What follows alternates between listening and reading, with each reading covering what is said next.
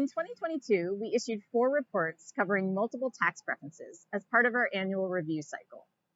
The Citizen Commission for the Performance of Tax Preferences selects the preferences our staff reviews each year. Hi, I'm Stephanie Hoffman. And I'm Susanna Pratt. We're staff to JLARC, and we'll summarize the results of these tax preference reviews. The preferences cover a range of industries and topics, including commute trip reduction, food processing, nonprofit hospitals and cancer clinics, and historic auto museums. The legislative auditor issued 7 recommendations, 5 of which require legislative action. We reviewed a B&O and public utility tax credit for commute trip reduction. We found that more Washingtonians use commute alternatives. However, fewer employers request the tax credit now than in the past, and the credit likely has limited influence on the amount of financial incentives employers provide. The legislative auditor recommends continuing the credit, but modifying it because of its likely limited influence on the incentives provided and on employee use of commute alternatives.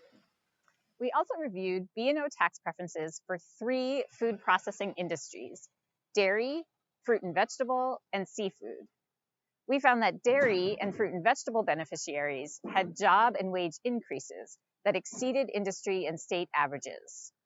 Seafood beneficiaries saw a decline in both jobs and wages. The preferences reduced the industry's effective tax rates, but rates remain higher than neighboring states.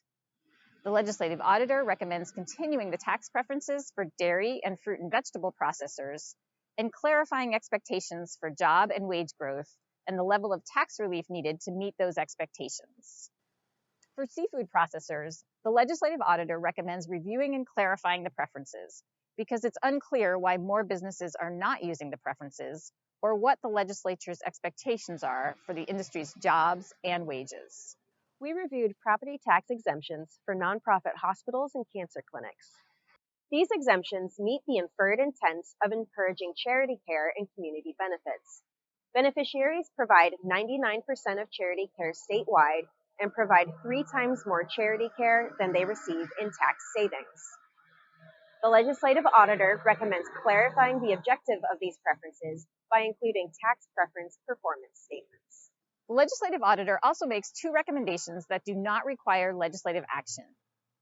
We reviewed a 2013 preference for sales of dairy products used as an ingredient or component to create other dairy products, such as infant formula or powdered whey. The legislative auditor recommends allowing the preference to expire because the activity it was intended to incentivize did not occur. And finally, we reviewed a sales and use tax deferral for historic automobile museums. The tax deferral meets the public policy objective of improving the fiscal stability of its one beneficiary. This may have improved economic vitality, but other local financial incentives likely had a larger influence. The legislative auditor recommends continuing this preference until the beneficiary repays the deferred taxes in 2032. For more information, check out the full tax preference reports on our website. You can find the link in the description of this video.